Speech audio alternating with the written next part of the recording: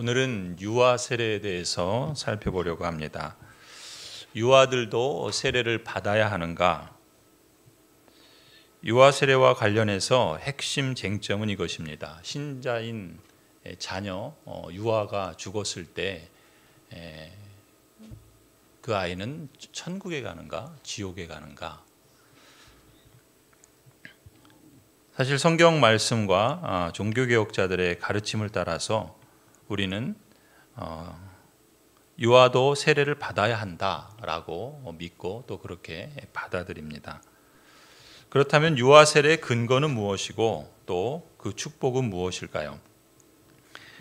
가령 하이델베르그 교리문답을 보시면 74문에서 이렇게 교훈합니다.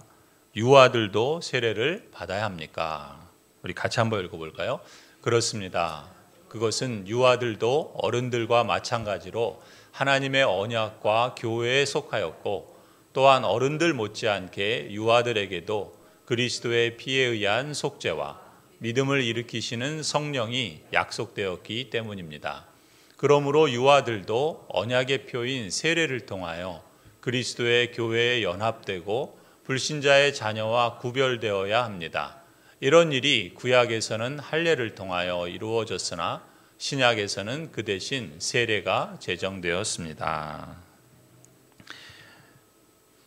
유아들도 세례를 받아야 하는가? 그렇다라고 대답을 하지요.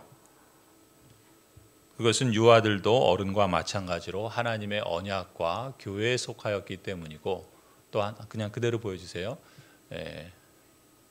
집사님 앞에 있는 거 보여주세요. 그리고 어른들 못지않게 유아들에게도 그리스도의 피에 의한 속죄 그리고 믿음을 일으키시는 성령이 약속되었기 때문이다. 그렇기 때문에 유아들도 언약의 표인 세례를 통해서 그리스도와 또 교회와 연합되고 또 불신자들의 자녀와 구별되어야 한다. 이것이 구약에서는 할례로 신약에서는 세례로 제정이 되었다. 이러한 성경의 가르침을 정리하면 우리는 세 가지로 요약할 수가 있습니다. 먼저 세 가지는 유아들도 하나님의 언약과 교회에 속한다는 것이고 유아들도 하나님의 언약과 교회에 속한 자손이라는 사실을 외적으로 표시하기 위해서 할례를 받았고 또한 하나님의 백성이라는 언약의 표시가 구약에는 할례였고 신약에는 세례였다라는 것이죠.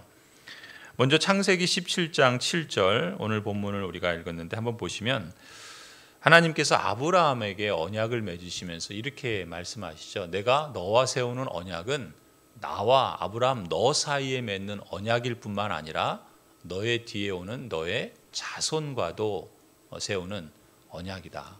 대대로 세우는 영원한 언약이다. 이 언약을 따라서 나는 너의 하나님이 될 뿐만 아니라 너의 뒤에 오는 너의 자손의 하나님도 될 것이다. 이렇게 말씀합니다. 이 말씀은 곧 신자의 자녀들인 유아들도 하나님의 언약에 속한다. 그리고 교회에 속한다라는 것을 하나님께서 말씀해 주신 것이죠. 그리고 두 번째, 유아들도 하나님의 언약과 교회에 속한 자손이라는 그러한 표시를 외적으로 드러내는 것이 바로 할례다라는 것입니다. 이어지는 창세기 17장 10절부터 14절을 보면은 계속해서 하나님께서 아브라함에게 말씀하신 것입니다. 너의 가운데 남자는 모두 할례를 받아야 한다라고 말씀하시죠. 이 할례는 너와 너의 뒤에 오는 너의 자손과 세우는 나의 언약이다. 즉 하나님의 언약이라는 것이죠. 그러니 곧 너희가 모두 지켜야 할 언약이다. 구체적으로 어떻게 행해야 되는가? 너희는 표피를 베어서 할례를 받게 하라. 이 표피를 베어서 받는 할례가 나와 너희 사이에 세우는 언약의 표시이다. 그러니까 이 언약 백성의 집안에 속한 모든 남자는 누구를 막론하고 할례를 받아야 된다는 거예요. 그 할례가 무엇을 말하냐면 언약의 표시라는 것입니다. 하나님의 백성이다라고 하는. 그래서 심지어 누가 그 할례를 받아야 되는가? 12절부터 보면 대대로 너희 가운데서 남자는 모두 난지 8해 만에 할례를 받아야 한다. 너희의 집에서 태어난 사람뿐만 아니라 태어난 종들도, 또 심지어 너희가 외국인에게 돈을 주고 사온 종들도, 비록 너희의 자손은 아니라 해도 마찬가지로 할례를 받아야 한다. 집에서 태어난 종과 외국인에게 돈을 주고서 사온 종도 할례를 받아야 한다. 하나님께서는 아브라함과 그 혈육만이 아니라 그 집에 속한 모든 사람이 다 할례를 받아야 된다. 이렇게까지 말씀하시는 거예요. 그러면서 그렇게 해야만 나의 언약이 너희 품에, 너희 몸에 영원한 언약으로 새겨질 것이다. 그러면서 할례를 받지 않은 남자, 곧 표피를 배제하는 남자는 나의 언약을 깨트린 자이니 그는 나의 백성에게서 끊어진다. 그러니까 아브라함 집에 있다 할지라도 할례를 받지 않은 사람은 어떤 사람이라는 거예요? 언약 백성이 아니다. 언약에서 끊어진 자다. 이렇게까지 말씀하고 있다는 것이죠. 그러니까 유아들도 하나님의 언약과 교회에 속한 자다라고 하는 이 사실을 무엇으로 표시했냐면 할례를 통해서 표시했다는 거예요. 그러니까 할례는 언약 백성의 표시라는 것입니다. 그리고 세 번째는 골로새서 2장에 보면 하나님의 백성이라는 이 언약의 표시는 구약에서는 할례를 통해서 나타냈지만 신약에서는 세례를 통해서 나타낸다라는 사실이죠. 골로새서 2장에 사도 바울은 이렇게 말씀합니다. 그분 안에서 여러분도 손으로 행하지 않은 할례, 곧 육신의 몸을 벗어버리는 그리스도의 할례를 받았습니다. 여러분은 세례로 그리스도와 함께 묻혔고 또한 그분을 죽은 사람들 가운데서 살리신 하나님의 능력을 믿는 믿음으로 그리스도 안에서 그리스도와 함께 살아났습니다. 세례는 곧 그리스도와 함께 죽는 것이고 그리스도와 함께 살아나는 것이다. 죄에 대해서는 죽고 성령으로 인하여 의에 대해서는 산 자다라는 것을 표시하는 것이 세례라는 것이죠. 그런데 그 세례를 말할 때 11절에서는 뭐라고 말씀하냐면 손으로 행하지 않은 할례다 이렇게 말하는 거예요. 또 11절에 세례를 그리스도의 할례다 이렇게 표현합니다. 그러니까 사도 바울에게 있어서 세례는 신약에서 그리스도께서 제정하신 이 거룩한 성례로서의 세례는 구약에서는 할례와 같은 것이다. 그래서 손으로 행하지 않은 할례를 세례라고 말하고 그리스도의 할례라 이렇게 말씀했던 것이죠. 그런 점에서 언약 백성이라는 표시는 구약에서는 할례였다면 신약에서는 세례였다라고 말하는 것이죠. 이처럼 구약에서는 할례를 통해서 신약에서는 유아 세례를 통해서 언약의 자손들은 불신자의 자녀들과 구별이 되는 것입니다. 따라서 신자의 자녀인 유아가 세례를 받는 것은 언약의 자손이라는 약속의 표시를 명확하게 분명하게 행하는 거룩한 예식, 즉 성례라고 할 수 있는 것이죠. 여러분이 이 세 가지를 잘 기억했으면 좋겠습니다. 신자의 자녀인 유아들이 유아 세례를 받는 핵심 근거는 무엇인가? 세 가지입니다. 첫 번째 근거는 유아들도 하나님의 언약과 하나님의 교회에 속한다라는 것이고, 두 번째는 유아들도 하나님의 언약과 교회에 속한 자손이라는 사실을 외적으로 표시하기 위해서 할례를 받았다. 그리고 세 번째는 하나님의 언약 백성이라는 그 언약의 표시가 구약에는 할례였고 신약에는 세례다라고 하는 이 세 가지 핵심 근거들을 여러분 기억하시길 바랍니다. 그런 점에서 신자의 자녀인 유아가 언약의 자손이라는 표시를 명확히 하는 거룩한 예식이 바로 유아 세례다라는 사실이죠. 이 핵심 근거 1, 2, 3을 잘 기억하시길 바랍니다. 대부분의 종교 개혁자들은 이 세 가지 핵심 근거를 토대로 유아 세례를 받아들였습니다. 우리가 앞서 본 하이델베르그 교리문답뿐만 아니라 장깔뱅이 제네바에서 작성하고 가르친 제네바 교리문답에서도 유아 세례의 타당성을 강조하죠. 먼저 지난주 우리가 332문에서 이렇게 질문했죠. 세례를 합당하게 받기 위해서 무엇을 해야 되는가? 세례를 합당하게 받으려면 세례 효력이 드러나려면 믿음이 있어야 되고 회개가 있어야 된다. 바른 믿음 안에서 세례를 받아야 하며 또한 회개해야 한다라고 했죠. 그렇다면 믿음과 회개가 합당한 세례를 받는 데 있어서 요구 조건이라고 말할 수 있는데 유아들은 믿음을 표현할 수 있습니까? 회개를 말할 수 있어요? 없습니다. 그렇다면 이건 좀 잘못된 거 아니냐? 그럼에도 불구하고 유아들에게 세례를 베풀 수 있느냐? 이런 질문을 할 수가 있겠죠. 그래서 333문에 이 문제를 해설하는 거예요. 세례를 합당하게 받기 위해서 믿음과 회개가 요구된다면 유아에게 어찌 세례를 베풀 수 있습니까? 이렇게 질문할 수 있겠죠. 우리 같이 한번 읽어볼까요? 믿음과 회개가 세례 전에 항상 선행되어야 하는 것은 아닙니다. 다만 이를 표현하기에 적합한 나이의 사람에겐 반드시 있어야 합니다. 그러므로 유아들이 성년이 된 후 세례의 열매를 맺으면 그것으로 충분합니다. 이 333문은 우리가 앞서 말했던 핵심 근거 1과 연결되는 거예요. 핵심 근거 1이 뭡니까? 유아들도 신자의 자녀들도 하나님의 언약에 속한다. 하나님의 교회에 속한다라고 하는 근거였죠. 유아들도 하나님의 언약 백성입니다.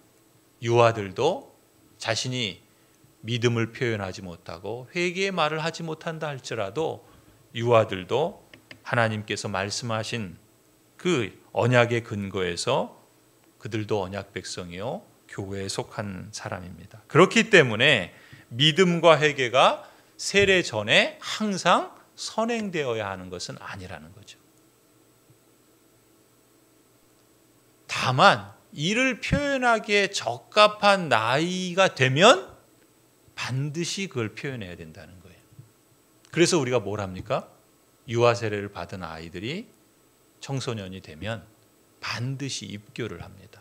입교라는 것은 컨퍼메이션이에요. 내가 부모의 신앙을 따라서 하나님의 언약 안에 있다라는 것을 유아 세례를 통해서 언약 백성임을 표시했다면 이제는 내가 내 마음과 내 입으로 언약 백성입니다라고 하는 것을 고백하고 믿음을 표현하며 주 앞에 회개하여 하나님의 그 은혜를 내게 주신 그 하나님의 약속의 자손임을 나도 인정하고 받아들입니다. 이것이 입교예요. 그래서 입교는 반드시 있어야 하는 것이죠.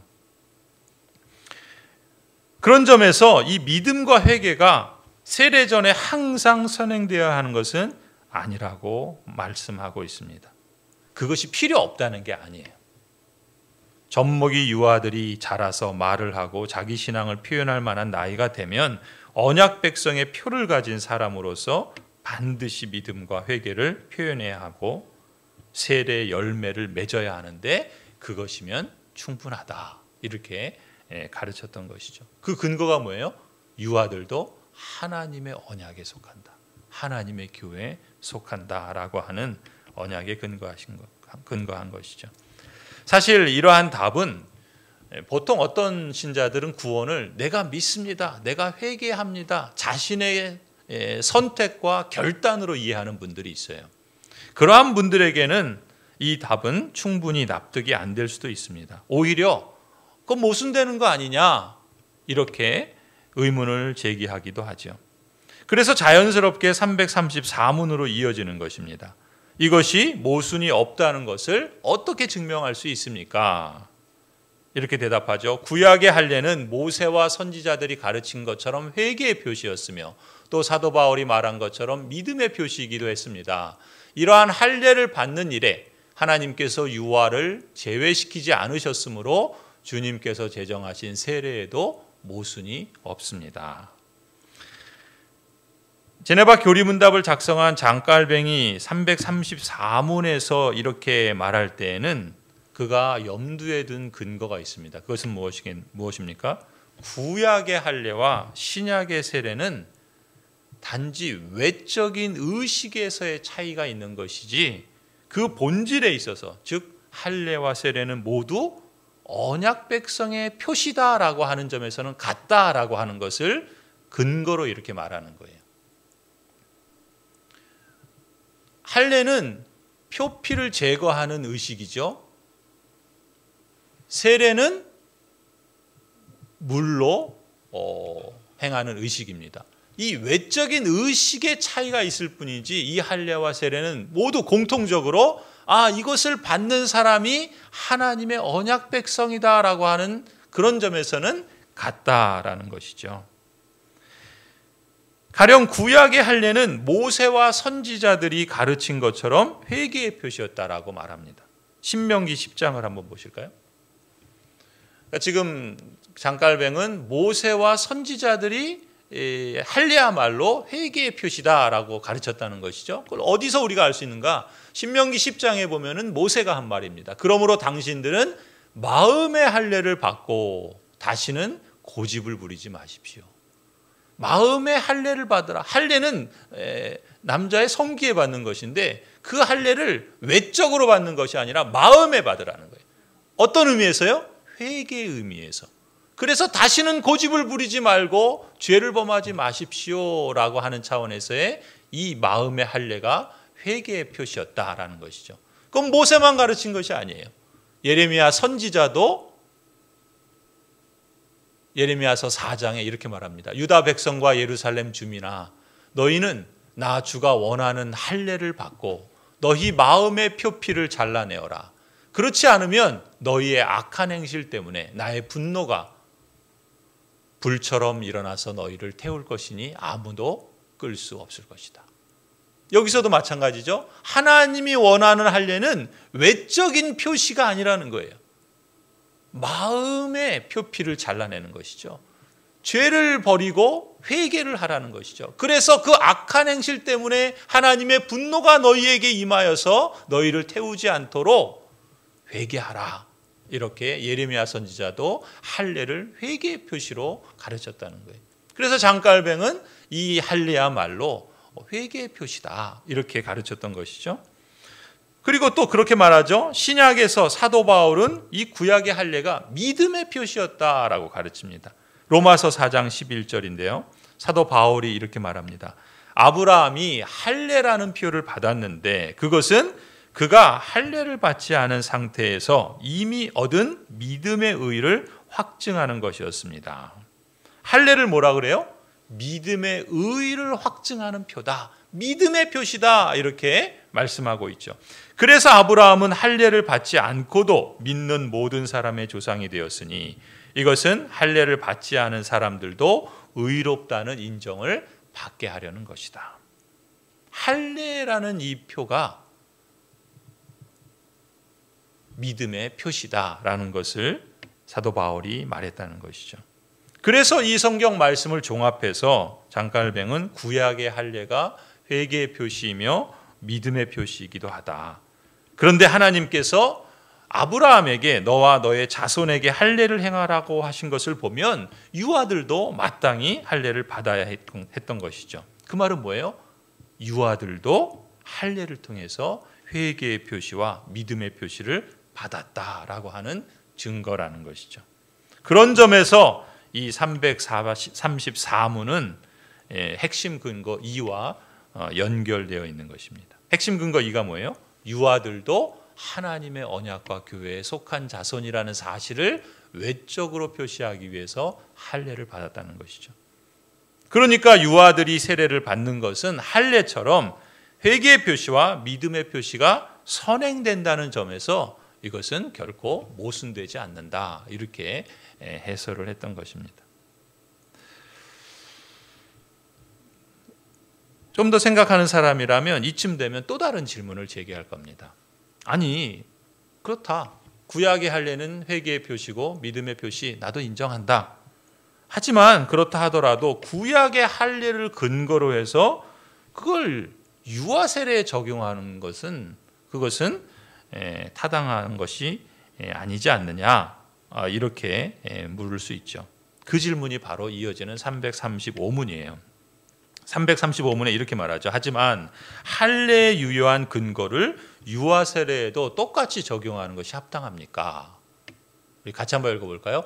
그렇습니다. 왜냐하면 하나님께서는 옛적에 이스라엘 언약 백성들에게 주신 모든 약속들을 지금도 전 세계에 있는 당신의 교회들에게 효력 있게 적용하고 계시기 때문입니다. 아멘.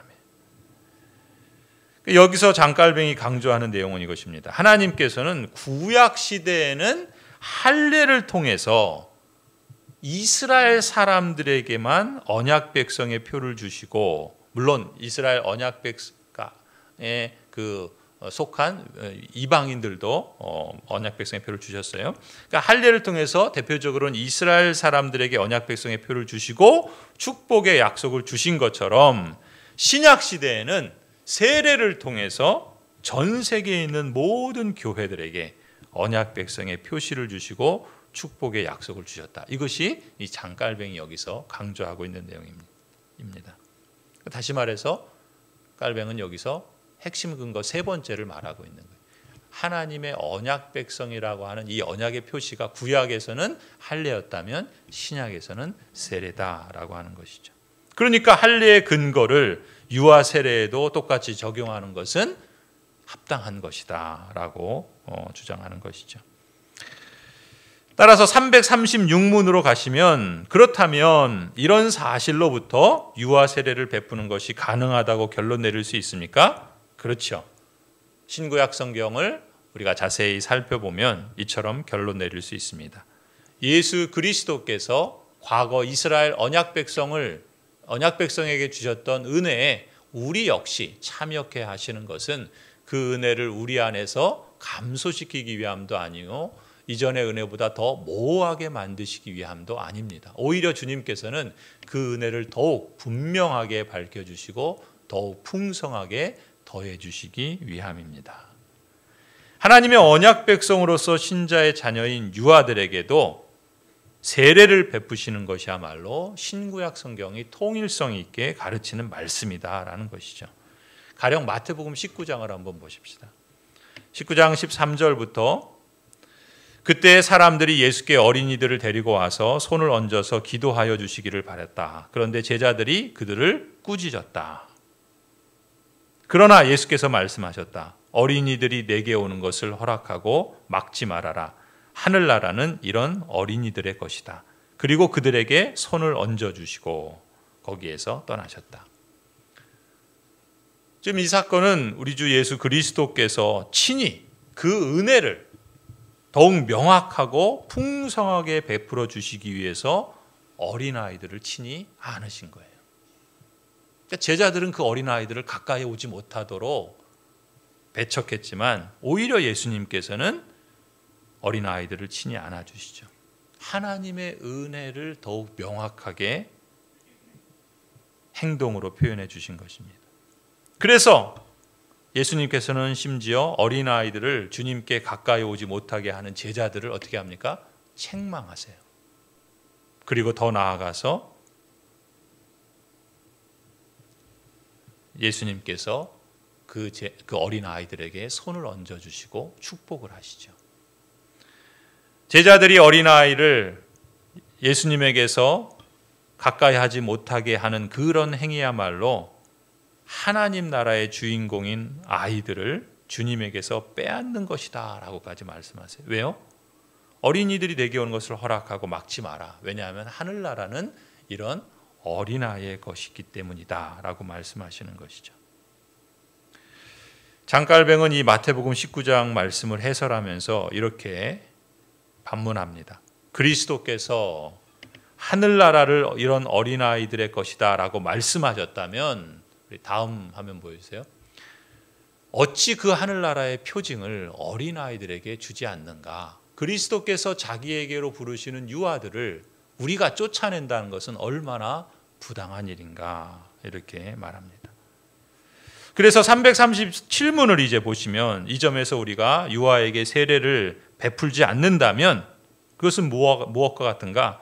예수님께서 이 땅에 오심으로 말미암은 하나님의 은혜를 우리가 오히려 손상시키는 것이 된다라는 것이죠.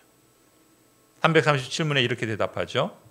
그렇습니다. 유아 세례를 금지할 경우 우리는 구약시대 사람들이 누렸던 유아들에 대한 하나님의 선하심과 긍휼하심의 표를 잃어버리기 때문입니다. 유아 세례는 우리의 위로에 크게 소용되며 처음부터 있어왔던 약속을 더욱 굳세게 하는데 크게 소용이 됩니다. 계속해서 338문도 보세요. 그러면 옛적에 하나님께서 유아들의 구주가 되시겠다고 선언하시고 이 약속을 외부적인 표시, 즉 할례를 통해서 그들의 몸에 새겨서 인쳐주시기를 원하셨던 것처럼 신약시대, 즉 그리스도께서 오신 후에도 이 약속의 견고함이 손상되지 않아야 된다고 봅니까? 그렇죠? 즉 구약이나 신약이나 동일한 약속이 계속 남아있음은 물론 이 약속이 말씀에 의해 보다 분명하게 확증되고 또 실천에 의해서 더욱 확증되어야 한다고 생각합니까? 그렇습니다. 게다가 세례의 효력과 본질이 유아들에게도 주어지는 것이 분명하기 때문에 그 본질에 비해 월등히 낮은 외적인 표시조차 유아들에게 부여하는 것을 금하는 것은 매우 부당한 일이며 유아들을 모독하는 처사가 될 것입니다. 그리고 339문, 그렇다면 이제 우리는 어떤 조건하에서 유아들에게 세례를 베풀어야 하는가? 유아들이 세례를 어떤 조건하에서 받아야 하는가? 우리 같이 한번 읽어볼까요? 자신들이 성도들의 후손에게 약속된 하나님의 축복의 상속자들이라는 사실을 증언해야 합니다.